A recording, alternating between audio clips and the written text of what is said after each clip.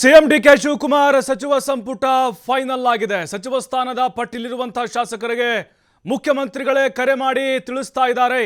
ನೋಡಿ, ಪಟ್ಟಿ ಫೈನಲ್ ಆಗಿದೆ ಅನ್ನೋದು ಗೊತ್ತಾಗ್ತಾ ಇದೆ. ಈಗ ನಾವಾಗಲೇ ಹೇಳ್ತಾ ಇದ್ವಿ ಕೆಲವೇ ನಿಮಿಷಗಳಲ್ಲಿ ಪಟ್ಟಿ ಫೈನಲ್ ಆಗುತ್ತೆ ಅಂತೇಳಿ. ಈಗ ಅಧಿಕೃತ ಆಗಿದೆ. ಸ್ವತಃ ಮುಖ್ಯಮಂತ್ರಿಗಳೇ ಕರೆ ಮಾಡ್ತಾ ಇದ್ದಾರೆ. ಆ ಪಟ್ಟಿಯಲ್ಲಿ ಯಾರ ಹೆಸರಿದೆಯೋ ಎಲ್ರಿಗೂ ಕೂಡ ಕಾಲ್ ಮಾಡ್ತಾ ಇದ್ದಾರೆ. ಕರೆ ಮಾಡಿ ಪ್ರಮಾಣ ವಚನಕ್ಕೆ ಆಹ್ವಾನಿಸ್ತಾ ಇದ್ದಾರೆ ಮುಖ್ಯಮಂತ್ರಿಗಳು. ಎಲ್ಲವೂ ಕೂಡ ಸಂಪ್ರದಾಯಬದ್ಧವಾಗಿ ನಡೆಯುವಂತಹ ಕಾರ್ಯಕ್ರಮಗಳು. ಮಧು ಬಂಗಾರಪ್ಪಗೆ ಕರೆ ಮಾಡಿದ್ದಾರೆ. ಕನ್ಫರ್ಮ್ ಇಲ್ಲಿ ಮಧು ಬಂಗಾರಪ್ಪ ಸಚಿವರಾಗ್ತಿದ್ದಾರೆ. ಸಂಜೆ ಪದಗ್ರಹಣಕ್ಕೆ ರೆಡಿಯಾಗುವಂತೆ ಸೂಚನೆ ಕೊಟ್ಟಿದ್ದಾರೆ ಮಧು ಬಂಗಾರಪ್ಪ. ಜೊತೆಗೆ ಮಾಯಕೊಂಡ ಶಾಸಕ ಬಸವಂತಪ್ಪ, ದಲಿತ ಸಮುದಾಯದ ನಾಯಕರಿಗೂ ಕೂಡ ಇಲ್ಲಿ ಅವಕಾಶವನ್ನ ಕೊಟ್ಟಿದ್ದಾರೆ. ದಲಿತ ಎಡ ಸಮುದಾಯಕ್ಕೆ ಸೇರಿದಂತಹ ಶಾಸಕರಿಗೂ ಇಲ್ಲಿ ಅವಕಾಶ ಸಿಕ್ಕಿದೆ. ಅಂದ್ರೆ ಈ ಹಿಂದೆನೂ ಕೂಡ ಅವರು ಪ್ರಬಲವಾದಂತಹ ಆಕಾಂಕ್ಷಿಯಾಗಿದ್ದರು. ಈಗ ಮಧು ಬಂಗಾರಪ್ಪ ಮತ್ತು ಮಾಯಕೊಂಡ ಶಾಸಕ ಬಸವಂತಪ್ಪಗೂ ಕೂಡ ಕರೆ ಹೋಗಿದೆ. ಈ ಹಿಂದೆ ಮಧು ಬಂಗಾರಪ್ಪ ಶಿಕ್ಷಣ ಸಚಿವರಾಗಿದ್ದರು ಸಿದ್ದರಾಮಯ್ಯನವರ ಸಂಪುಟದಲ್ಲಿ. ಎಲ್ಲೋ ಒಂದು ಕಡೆ ಅವ್ರಿಗೆ ಅವಕಾಶ ಸಿಗುತ್ತಾ ಇಲ್ವಾ ಅಂತೇಳಿ, ಯಾಕಂದ್ರೆ ಅಲ್ಲಿ ಬೇಳೂರು ಗೋಪಾಲಕೃಷ್ಣ ಕೂಡ ಅವರಿಗೆ ಪ್ರತಿಸ್ಪರ್ಧಿ ಆಗಿದ್ರು. ನಮಗೂ ಕೂಡ ಅವಕಾಶ ಸಿಗಬೇಕು, ಈಡಿಗ ಸಮುದಾಯದ ಒಂದು ಆಧಾರದಲ್ಲಿ ಮತ್ತು ಅವಕಾಶ ಕೊಟ್ಟರೆ ಮುಂದಿನ ಚುನಾವಣೆಗೆ ಅನುಕೂಲ ಆಗುತ್ತೆ ಅಂತ ಹೇಳ್ತಿದ್ರು. ಬಟ್ ಮಧು ಬಂಗಾರಪ್ಪ ಕೂಡ ಅಷ್ಟೊಂದೇನು ಲಾಬಿ ಮಾಡಿರಲಿಲ್ಲ. ಬಟ್ ಅವ್ರಿಗೆ ವಿಶ್ವಾಸ ಇತ್ತು ಸಿಗುತ್ತೆ ಅಂತ. ಈಗ ಅವ್ರಿಗೆ ಅವಕಾಶ ಸಿಕ್ಕಿದೆ. ಬಸವಂತಪ್ಪ ಕರೆ ಹೋಗಿದೆ.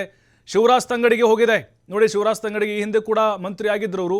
ಪೊನ್ನಣ್ಣ, ನೋಡಿ ಪೊನ್ನಣ್ಣ ಅಚ್ಚರಿಯ ಆಯ್ಕೆ ಅಂತ ಹೇಳ್ಬೋದು ಇದು. ಈ ಹಿಂದೆ ಕಾನೂನು ಸಲಹೆಗಾರ ಆಗಿದ್ರು ಅವರು ಮುಖ್ಯಮಂತ್ರಿಗಳಿಗೆ. ಈಗ ಅವ್ರಿಗೂ ಕೂಡ ಫೋನ್ ಹೋಗಿದೆ. ತಂಗಡಿಗೆ ನಿವಾಸದಲ್ಲಿ ನೋಡ್ತಾ ಇದ್ದೀವಿ, ಸಂಭ್ರಮ ಮನೆ ಮಾಡಿದೆ. ತಂಗಡಿಗೆ ಅವರಿಗೆ ಫೋನ್ ಬಂತು. ನೋಡಿ, ತಂಗಡಿಗೆ ಮಾತಾಡ್ತಾ ಇದ್ದಾರೆ ಮುಖ್ಯಮಂತ್ರಿಗಳು. ಫೋನಲ್ಲಿ ಮಾತಾಡ್ತಿದ್ದಾರೆ.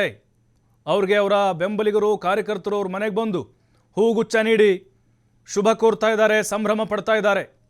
ಶಿವರಾಜ್ ತಂಗಡಿಗೆ ಕನಕಗಿರಿಯ ಶಾಸಕರು, ಅವ್ರಿಗೆ ಈಗ ಮತ್ತೊಮ್ಮೆ ಅವಕಾಶ ಸಿಕ್ಕಿದೆ. ಮತ್ತು ಅಜಯ್ ಸಿಂಗ್, ಧರ್ಮ್ ಸಿಂಗ್ ಅವರ ಪುತ್ರ ಏನಿದ್ದಾರೆ ಅಜಯ್ ಸಿಂಗ್, ಅವ್ರಿಗೂ ಕೂಡ ಅವಕಾಶ ಸಿಕ್ಕಿದೆ. ಚಳ್ಳಕೆರೆ ರಘುಮೂರ್ತಿ, ಪುಟ್ರಂಗ್ ಶೆಟ್ಟಿ, ಸಂತೋಷ್ ಲಾಡ್ ಮತ್ತೊಮ್ಮೆ ಮಣೆ ಹಾಕಿದ್ದಾರೆ. ಜಮೀರ್ಗೂ ಕರೆ ಹೋಗಿದೆ. ನೋಡಿ, ಜಮೀರ್ಗೆ ಅವಕಾಶ ಸಿಗುತ್ತೆ ಅಂತ ನಾವು ಮೊದಲೇ ಹೇಳಿದ್ವಿ. ಲಾಡ್ ಅವ್ರದ್ದು ಹೇಳಿದ್ವಿ.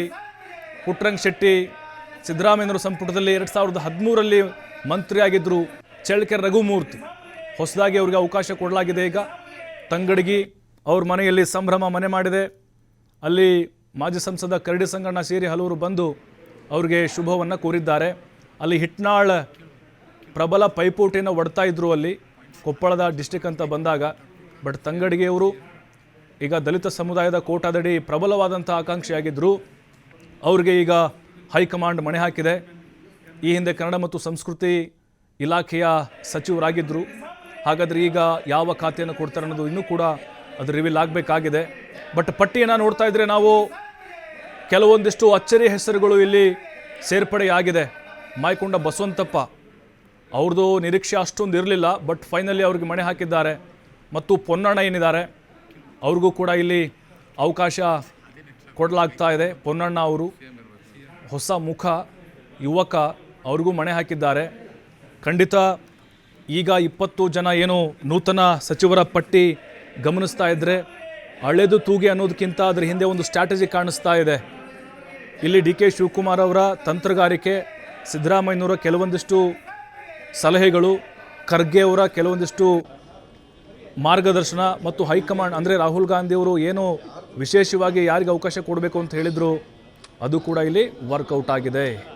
ಮುಂದಿನ ಚುನಾವಣೆಗೆ ಸಂಘಟನಾತ್ಮಕ ದೃಷ್ಟಿಯಿಂದ ಮತ್ತು ಜಾತಿವಾರು ಕೂಡ ನಾವು ನೋಡೋದಾದರೆ ಎಲ್ಲ ಜಾತಿಯನ್ನು ವಿಶ್ವಾಸಕ್ಕೆ ತೆಗೆದುಕೊಳ್ಳುವಂಥ ಪ್ರಯತ್ನವನ್ನು ಕೂಡ ಇಲ್ಲಿ ಕಾಂಗ್ರೆಸ್ ನಾಯಕರು ಮಾಡಿದರೆ ಭಾಳ ಸ್ಪಷ್ಟ.